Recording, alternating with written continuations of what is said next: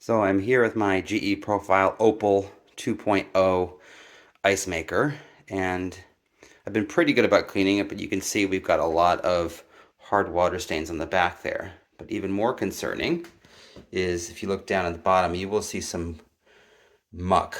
You will see it's got to be mold or some kind of algae forming. A little more on the left where the drain is, or the intake, and even at the base of the reservoir. I'm going to go ahead and just grab a towel. You'll see what it does to that. It is not great that we are eating ice and using ice that has that stuff in it. So I imagine the reservoir is not looking too hot right now. So let's take a closer look at what happens when you rub a towel on that muck. So as suspected, this is some sort of black algae mold thing. It almost looks like there's a layer of carbon at the bottom of this one. And I've actually seen it in my ice on occasion. So I definitely know there's an issue I want to address. And I'll tell you, cleaning it with bleach, even regularly, doesn't seem to be addressing the issue. So I'm probably gonna have to open up this thing and see what we can come up with.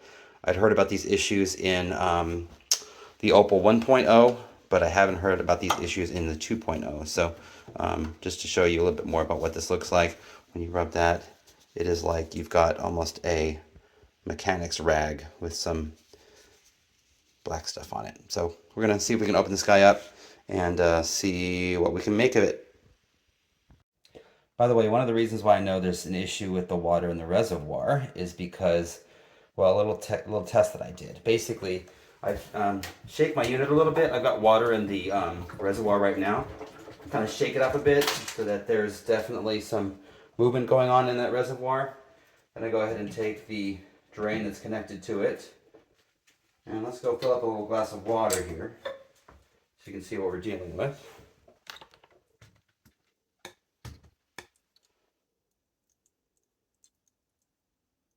So this is not clear water. You can see there's haziness to it. Sometimes it's even worse than that, but this is what's being used to make our ice. So that doesn't make me feel good about the Opal and the kind of ice that we are getting from it right now. All the more reason to address this issue, and why did I let it get this so bad? I don't know. So let's go ahead and stop this right now, and we'll see what we can do next. So before we get started, I just wanted to go through some of the equipment and materials that I have for this little project. First, we got microfiber cloths, scrub brush, sponge, scrubbing pads, all that to clean the reservoir. Q-tips as well for the corners of that reservoir. Now for the hoses, I bought this scrub brush that is designed for long hoses. I'll put a link in the description. Some of the hoses are attached via metal clasps, so you'll want needle nose pliers to be able to remove those. Some are actually zip tied on, so if you have them, a few zip ties would be helpful, as well as some wire cutters to be able to remove the zip ties from what's there.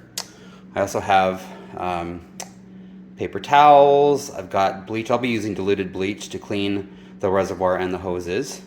Just to open this thing up, you'll need, obviously, some screwdrivers or a screwdriver. I'm sure we'll find a lot of dust in there, so I've got the compressed air can, as well as a mask for protection. Speaking of protection, you're going to be dealing with some very sharp stainless steel panels, so either use gloves or, of course, have a bunch of Band-Aids. I will probably take the Band-Aid approach. So that's what you'll probably want to have ready before you start this project. Okay, so I'm going to start by just removing all of the screws in the back. I'm going to skip the ones on the on the ends on the bottom, because those look like they are for removing the bottom, which I don't need to do. So just taking all these guys off.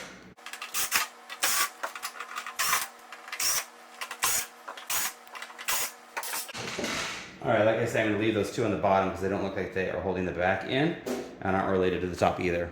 Let's go ahead and start taking this apart. Okay. All right, so it looks like I'll probably want to go ahead and clean out some dust that's accumulated here in the coils and on the fan. If I'm doing any deep cleaning, that should probably be something that I do. Probably just use a little canned air for that. Let's start working on getting the top and then the sides off. Okay, to get the top off with those screws out, You slide it a little bit forward, or sorry, a little bit backwards, and then it should come right out. Gotta be careful of this wire that you need to disconnect. Just close that and pull it out. You should be good to go with that. The sides are going to require a little bit more work, so I'll show you what that looks like. So yeah, I definitely have some dust that I'll need to clean out, and I got my work cut out for me. This is the insides of it after, I don't know, a year and a half or something like that. Anyways, you see that there are some screws here, which will get rid of half of what's in our way to remove the sides, but then there's some things in the front, which I'll show you next. All right, there looks like to be 6 screws or so, which we'll take care of for the first part of the side removal.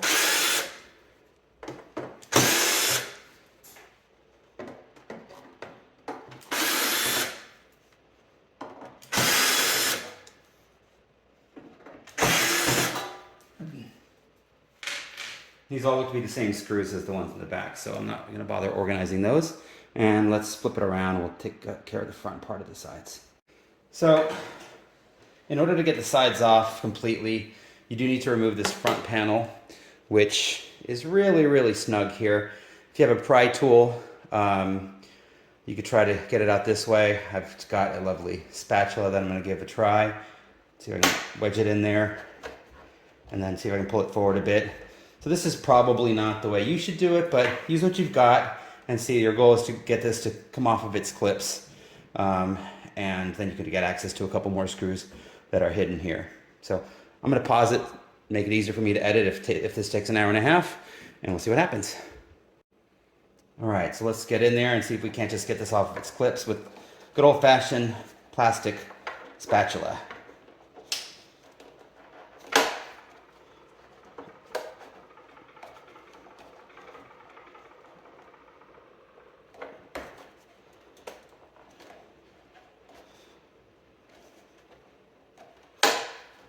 Seems to be coming, slowly but surely. All right, I'm gonna try to finesse this a little bit. Looks like I got the bottom part off. See if we can't make that all come off now.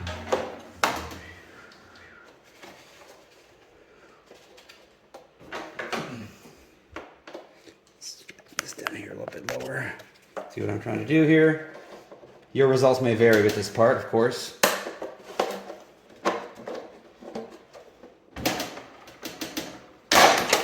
There we go. Okay. All right. And you'll see what we've really been looking for are these screws here so we can finish taking off the sides. All right.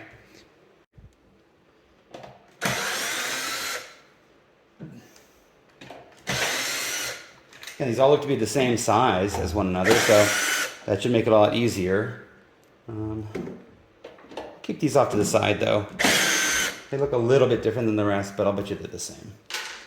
All right, it just occurred to me that if we're going to take the sides off, we need to remove this top front panel. Fortunately, it's just 4 screws here. They are different than the others, so we separate those. And also, I imagine there will be a cable that we need to remove. Yep. Do that carefully. Now, there should be, oh, there they are, 2 more screws for the front panel, for the side panels to take care of. Now, nothing should stop us from taking off these side panels. Fingers crossed. Slide them up and off. Okay. That is good. Up and off. Okay. Now we are looking at something we can really get in and get cleaning. There we have it. Let's go ahead and start the real process of cleaning this guy. So let's take a closer look at what we're dealing with here. On the top, you can see we do have a little bit of crustiness. I may see if I can replace that rusty screw here. Not sure if I have the right kind, but I'll take a look at that. The reservoir, well, that's going to be something we really deal with. Probably scrub that pretty well. Not sure if I'll be able to test the UV light that's supposed to be keeping mold and algae out of this, but I'll possibly do that. Anyways, yeah, you see general crustiness here. Not sure what caused that, but I'll clean that up a little bit. This is the real thing that bothers me, and that is, if you look in here, you'll see some real grayish tubes, and that's just the hoses here. That's not on the outside, that's actually on the inside. So no matter how much you clean the tubes that you see, you get the hoses on the inside as well that are going to eventually collect some algae or mold or something like that. But I did clean this baby with bleach probably every 3 or 4 weeks, not weekly like they suggested. So year and a half, this is what I get. Also general dust and stuff to take care of here. So let's go ahead and continue. I'll probably first focus on the reservoir because that's a concern of mine, see what that looks like, and then maybe tackle the hoses next. Fortunately, I have a tool for that. I'm going to go ahead and see if that'll make it all the way in there, or if I'll have to disconnect these hoses and find some new zip ties for that. Looks like for the reservoir, we're just dealing with 2 clips, one on either side. So I'll push that in, slide it up, try to do the same thing over here. Okay. And when you lift it, of course, you're dealing with UV light and stuff, so there will be some wiring you've got to watch for. You can already tell just looking at this here, there's some black stuff on that, which is not great. I believe this is what determines if the water level is low, something like that. And UV light would be in there. Not sure I'm going to test that, but I may. And then, yeah, this is what we've been dealing with in here. That's not pretty. That's a lot of mold / algae / whatever it is. And I'm going to have to scrub that really, really well. Not very happy right now, as we've been having ice for a long time, probably from this reservoir. So far, just paper towels is dealing with a lot of this mess. Definitely going to have to use a lot of bleach here to make sure that doesn't come right back. And yeah, you can even see, just looking here, the hoses this connects to. I'm going to have to use my handy dandy long scrub pipe cleaner type of thing, straw cleaner, to get all of this gook outside. So a little more work to do on this, but that's kind of what I'm dealing with. All right, I've been using Q-tips to get the corners here, a lot of nooks and crannies. Got a little more work to do here, but the thing I just realized is we have this little, I don't know, we got a lot of places where this, we'll call it algae can develop.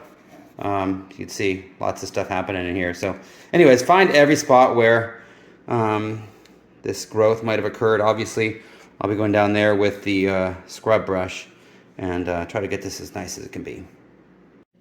Okay, I've gotten the reservoir as clean as I could get it with some diluted bleach solution and a little bit of elbow grease.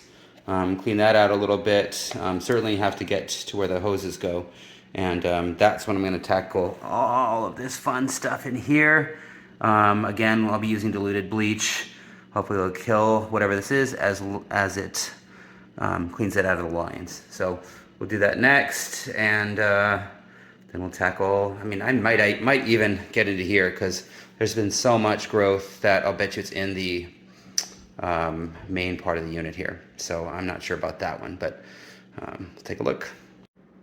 Okay, I've been at this for quite a while, almost close to an hour, but I believe I've got a much cleaner reservoir.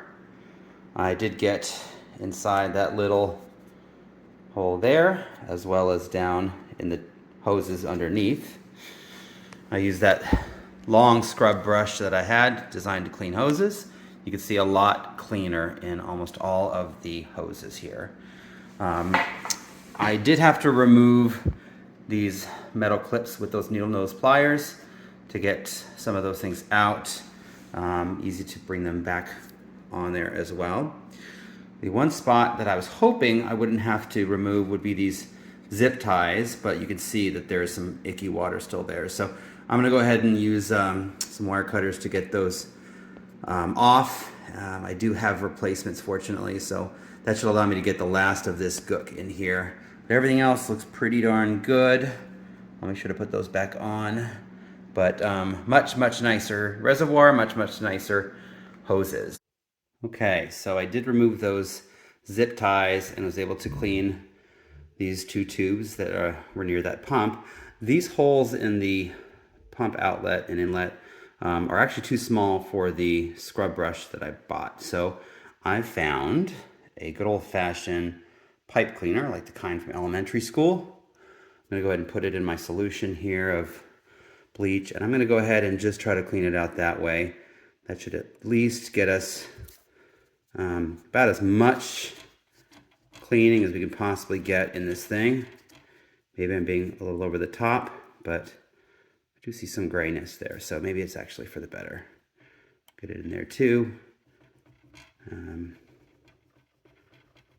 Hopefully that will assist a little bit. So this is me going maybe a little bit over the top, but let's try to get out as much of the muck, because I imagine this stuff tends to replicate itself if you leave any behind.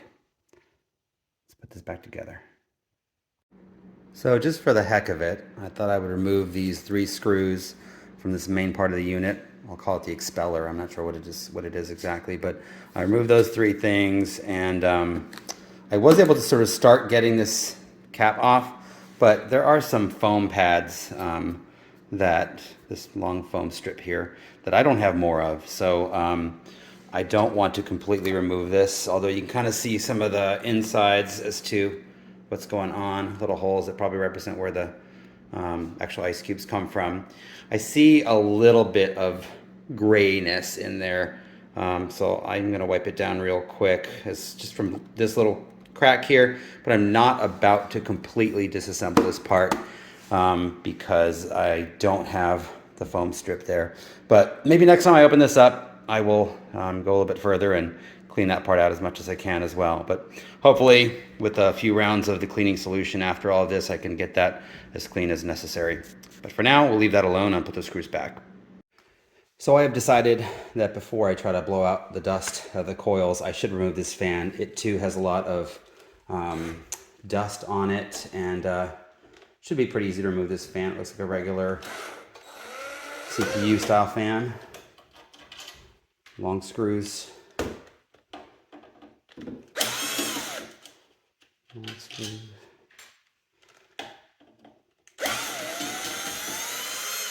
And here's where the last one will be. All right, so let's see how that goes. The last screw out, the guard, and the fan. So that should make it a little bit easier for me to blow out the dust that's in there, and I can clean this as well. So that was pretty easy. All right, so I just finished blowing out the dust out of this unit. So the coils there are looking a lot better. Not perfect, but a lot better. And cleaned up a lot of the dust that was elsewhere in the unit. Again, not perfect, but a lot better than it was. And even got rid of some of the, I guess, hard water marks that were kind of building up in various crevices. So I would say that I'm going to put it back together now at this point. However, I really want to see if this UV light is working in the reservoir, because I don't think it should have gotten that bad in such a short period of time. So I may try to put it together enough by connecting the Wi-Fi unit and the front panel, getting some water in here, and seeing if that light turns on with all the usual precautions about looking at UV light. So that's probably my next step.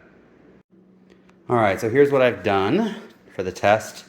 I have plugged in the Wi-Fi unit, which is in the top panel, plugged in the front panel, and got that just resting there on a prop. I put in water in the main reservoir here, and the internal reservoir, put water there as well. Obviously that doesn't seem to be required, since typically you're not loading it from here. However, I'm going to be leaving this lid upside down. The floats are going to be up at the top, so I wanted it to be close to accurate in terms of knowing that there is some water in there. Double checked that all of the clasps are on. Down there, all of my new zip ties are there. So I feel like we're in good shape to give this a test. And of course, I do have that plugged as well. So I'm gonna go ahead and give this a try. We're gonna go ahead and plug this guy in and see if we can't get it to at least show me that that UV light is working, even if it's just for a second. Frankly, I don't know if the UV light's supposed to be on all the time when it is running, but let's just see if it even lights up. So I only have a few seconds before this fills up, I believe, because it thinks it's probably got to get to the top there, but I am noticing a little bit of a light, very faint. Not sure if that's how it's supposed to be, but maybe that's working. I don't know, we'll see. Well, I'm not sure how definitive that test was because I'm not sure how bright that UV light was supposed to be or how frequently it was supposed to burst. But at least I saw something going on there, so that was a start. Anyways, I'm going to put the lid back on here and sort of start reversing all of the steps. So we'll get the side panels on, etc. But let's get this back together and give it a run. And I guess I'll be running some bleach through it to get the last of the muck and hopefully get this thing back and running. So just as a reminder, when you're putting on the side panels, looks like you're going to go ahead and have to put this hook it in the front rail first, push it back, and then slide it down into it. So that's all that takes.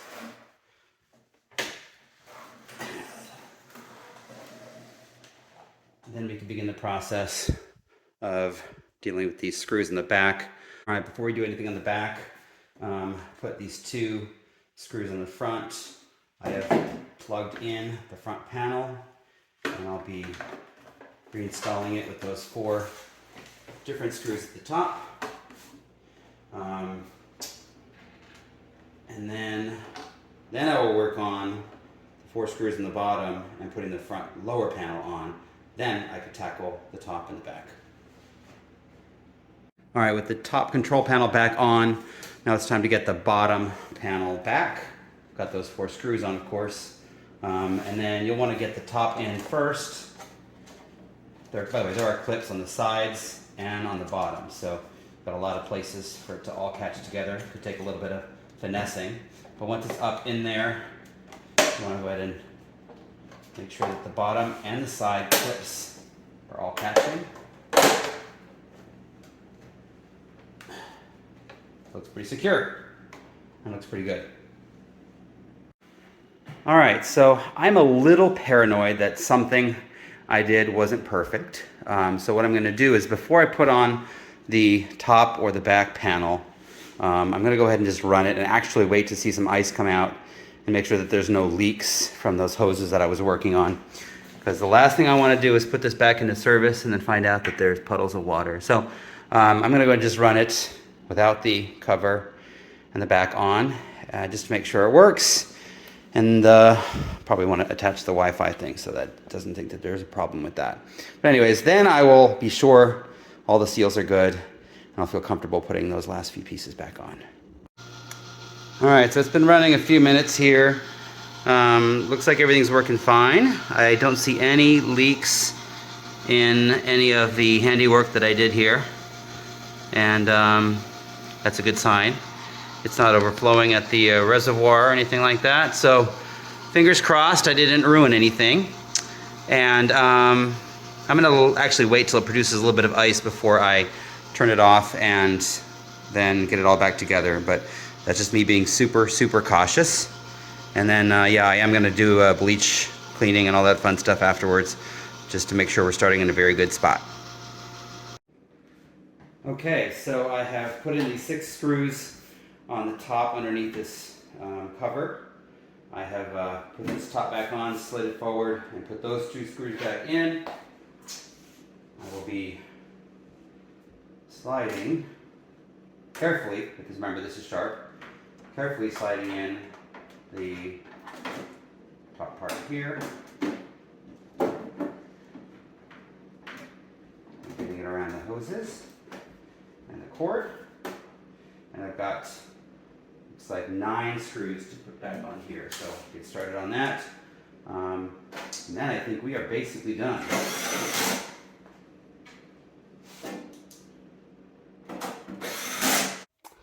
Just one reminder, if you're going to do a deep cleaning, there's a few things you don't want to forget. Number one is some accumulation might be happening here in the bottom of the bin, so you'll want to remove those screws, clean that stuff out as well. And then, yes, there is actually a hose here inside the side tank, so you'll want to use your scrub brush and get in there as well, and make sure to clean out whatever lies within that. So, and then of course, Q-tip, other places where there can be some accumulation. So just wanted to remind you about that. So there you have it. It is now producing crystal clear, non-slimy nugget ice. So anyways, hope that was helpful to you. If so, please give this video a like. If you have some suggestions about things I should have done, or other comments, feel free to use the comment section. Thanks a bunch. Take care. Bye.